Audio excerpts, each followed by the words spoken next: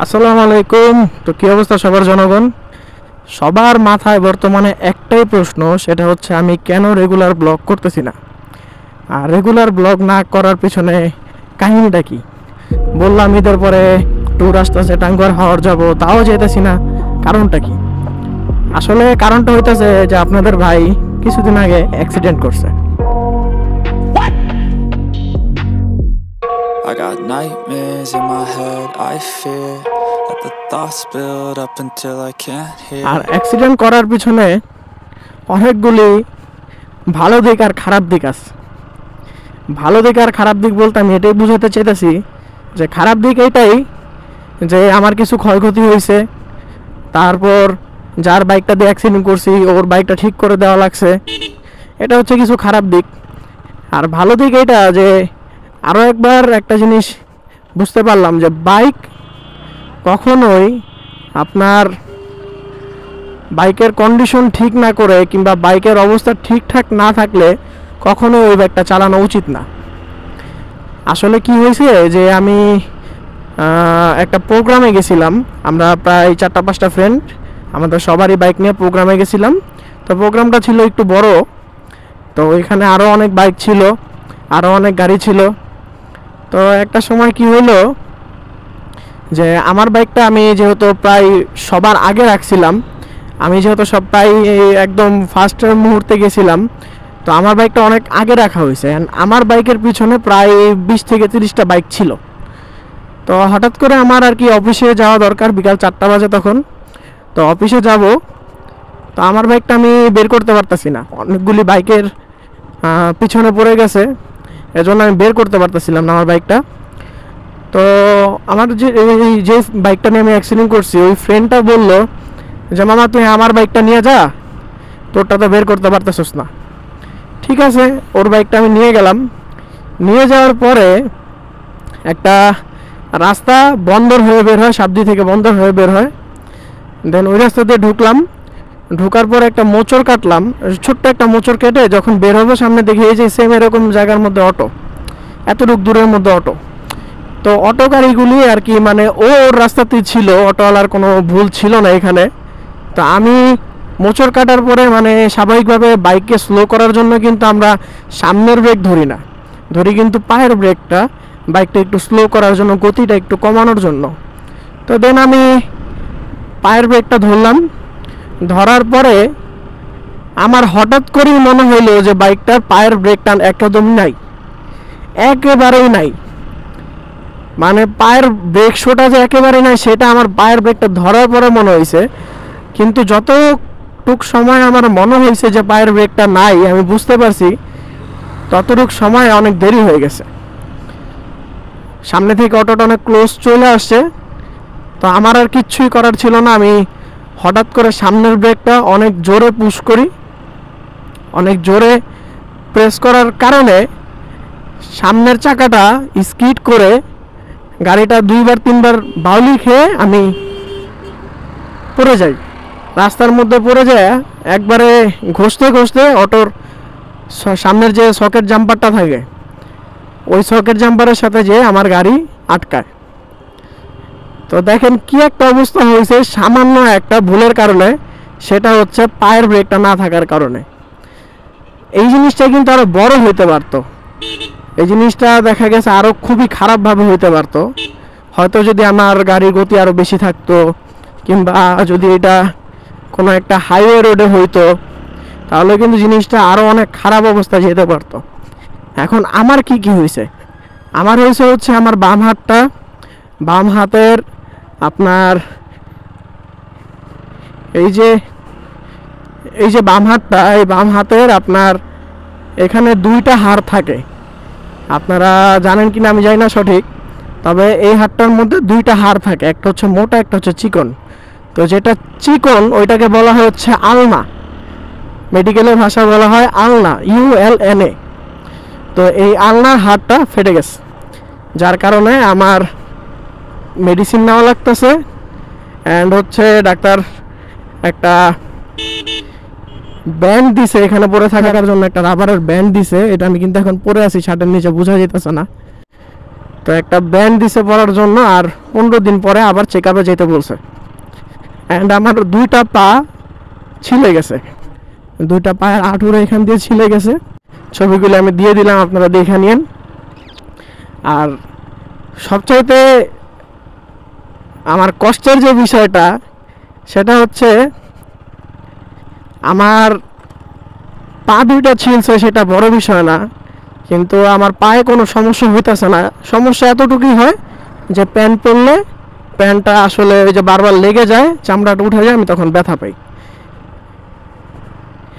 আর হাতের যে বিষয়টা, আমি হাতটা ঠিক মতো আঁকাবাঁকা করতে পারতাছি না, হাতটা ঠিকভাবে আমি মুভমেন্ট করতে পারতাছি না। এটা হয়তো আমার আরও কয়েকদিন ডিস্টার্ব করবে। তো দেখেন, আমি কিন্তু এমন না যে এফজেড বাইক জীবনের প্রথমবার চালাইলাম, এমন কিছুই না। আমি কিন্তু আমার লাইফে এফজেড বাইক বহুত চালাইছি। আমার নিজেরও একটা এফজেড V2 বাইক ছিল। তো এখন আমি বাইক চালাই প্রায় 8 থেকে 9 বছরের মতো। আর এই 8 থেকে 9 বছরের মধ্যে বাংলাদেশের কম বেশি সব সিসির, সব মডেলের, সব ব্র্যান্ডের বাইক আমি চালাইছি। আল্লাহর রহমতে আমি কখনো অ্যাক্সিডেন্ট করি নাই। লাইফের ফার্স্ট এই 8 থেকে 9 বছরে আমার বাইকার লাইফে আমি এই প্রথমবার অ্যাক্সিডেন্ট করলাম।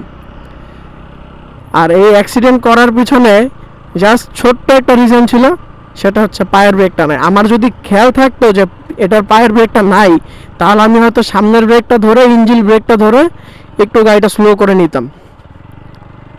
কিন্তু আসলে ছোট ছোট ভুলের কারণে অনেক বড় বড় অ্যাক্সিডেন্ট হয়ে যায়। তো যাই হোক, আজকে অনেক দিন পরে ভিডিও করতেছি। আমি আসলে খুবই দুঃখিত যে কন্টিনিউ ব্লগ করতে পারতেছি না। আর ঈদের পরে আবার কাজের চাপ, দেখা গেছে চেম্বারের চাপ, অফিসের চাপ, সব কিছু মিলায়া মানে একটা হজবরল অবস্থা হয়ে গেছে।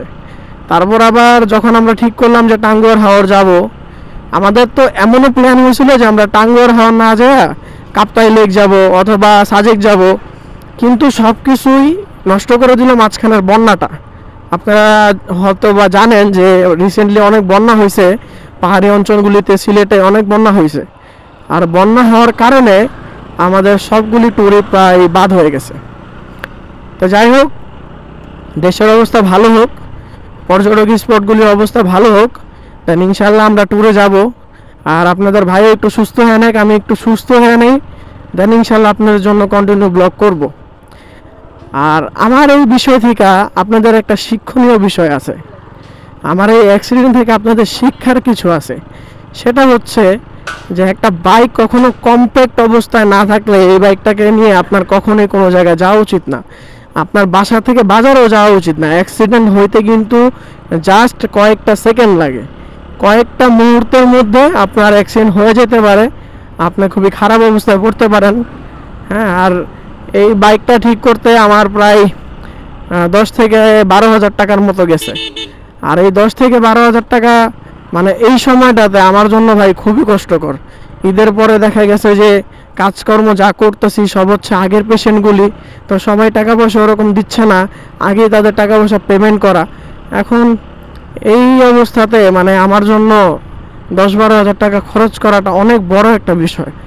আর 10-12 হাজার টাকা আমি আমার ফ্রেন্ডের থেকে ধারটার করছি, তো অনেকের কাছ থেকে ধারটার করে দেন আমি 2 দিনের মধ্যে গাড়ির কাজটা আমি কমপ্লিট করে দিয়ে দিছি। কারণ নিজেদের ফ্রেন্ডের মধ্যে ভাই, এখন আমি তো জানি আমার বাইকটা যদি কেউ অ্যাক্সিডেন্ট করে, আমার বাইকটা যদি বসে থাকে আমার কতটুকু খারাপ লাগবে, এটা তো আমি জানি। আর যারা বাইকার তারা আসলে ভাই বাইক ছাড়া নিজেদের লাইফ আসলে কাটাইতে পারে না। সেটা আপনার যাই বলেন না কেন, সে বাইক ছাড়া মানে একটা মুহূর্ত ফিল করতে পারে না। এজন্য আমি আসলে কোনো দিকে চিন্তা ভাবনা না করে বাইকটার কাজ আমি তাড়াতাড়ি করায় দিছি। আর এমনিতে আমি নিজের পিছনে ওই যে ডাক্তার দেখানো থেকে শুরু করে তারপরে অটোওয়ালাকে জরিমানা দেওয়া 1,000 টাকা, যেহেতু অটোওয়ালার কোনো দোষই ছিল না, সো ওই ক্ষেত্রে তো উনি গরিব মানুষ, ওনাকে সাহায্য করতেই হয়, এটাই স্বাভাবিক। ওনার গাড়িরও সকেট জাম্পার 2টা বাঁকা হয়ে গেছে, যেটা ঠিক করতে উনি 1,000 টাকায় কখনোই পারবে না, হয় তারও বেশি লাগবে। কিন্তু আমার যতটুকু সামর্থ্য তখন ওই অবস্থাতে ছিল, আমি ততটুকু অটোওয়ালাকে সাপোর্ট করছি। এখন কি করব ভাই বলেন, সব দিকেই তো আমার খরচ। এখন বাইকটা ঠিক করার খরচ, অটোওয়ালাকে খরচ, এরপর আবার নিজের পিছনেও ডাক্তারের ওই যে পপুলার ডাক্তার দেখাইছি, ডাক্তারের ভিজিট হচ্ছে 1000 টাকা। এরপর আবার ওষুধ টষুধ সব মিলিয়ে মনে করেন আরও 1000 টাকার মতো গেছে, ওষুধ এক্স রে করানো সব কিছু মিলে 1000 টাকার মতো গেছে। তো এত কিছু মানে এই হঠাৎ করে এইসব খরচ না আসলে ভাই বহন করতে অনেক কষ্ট হয়। আর আমরা তো ভাই রোজের কামলা, মানে প্রতিদিন আনি প্রতিদিন, দিন আনি দিন খাই। তো আসলে আমাদের জন্য এই হঠাৎ করে খরচগুলো অনেক বড় হয়ে যায়। আর আমরা তো ভাই মনে করেন মাসিক টাকা পাই না, আমি কিন্তু মাসিক কোনো বেতন পাই না। তো মাসিক বেতন না পাওয়ার কারণে দেখা গেছে যে একবারে 15-20 হাজার টাকা পাইতাম, ঘরে টাকা আছে খরচ করে ফেলতাম। কিন্তু প্রতিদিন মনে করেন 500 টাকা 300 টাকা কিংবা 1000 টাকার মতো পাই। তো হিসাব নিকাশ করার পরে তো এখন এই যারা রোজে ইনকাম করে তারা না ভাই কখনো টাকা বাসায় জমায় রাখে না। এই যে ফেরিঘাটে আইসা পড়ছি, একটু পরে দেখাবো যে আমার পাটার আপনার কি অবস্থা। ডান পাটা মোটামুটি চলে, ডান পাটা শুকায় গেছে, কিন্তু বাম পাটা কোনো অবস্থাতেই শুকাইতেছে না, খুবই জ্বালা পোড়া করে। আর এই যে প্যান্ট পরলে প্যান্টটা মনে করেন ভিজে ওই চামড়াটার সাথে লেগে যায়। একটু পরে কিন্তু আমি প্যান্টটা হাত দিয়ে টান দিয়ে রাখতেছি যাতে না লাগে। একটু পরে আপনাদের দেখাইতেছি যে কি অবস্থা। তো শিক্ষণীয় বিষয় এটাই যে ভাই একটা বাইক কখনো কম্প্যাক্ট না থাকলে, ওটার কোনো পার্টস পাতি যদি মানে ঠিক মতো না লাগানো হয়, যদি ওটা না থাকে, ধরেন ব্রেক নাই, ব্রেক শু নাই, লাইট নাই, হ্যাঁ, এই হ্যান্ডেল বাঁকা, তারপরে লিভার বাঁকা, এইসব ছোট ছোট জিনিসও না ভাই আপনারা কখনো অবহেলা করেন না। কারণ অবহেলা করলে একটুখানি অবহেলার কারণে আপনার অনেক বড় ক্ষতি হয়ে যেতে পারে। আজকে হয়তো বা আমি আমার বাইকটা নিয়ে অ্যাক্সিডেন্ট করতে পারতাম, কিন্তু আমার বাইকটা নিয়ে যদি অ্যাক্সিডেন্ট করতাম খরচ আরও অনেক বাড়তো। ওটা তো অ্যাবজেট দেখে ওইটার মাল মেডিসিনের দাম কম, ওইটার পার্টসের দাম কম, যার কারণে আমার খরচটা অনেক কমছে। কিন্তু ওইটা যদি 4B হইতো খরচ আরও অনেক বাড়তো।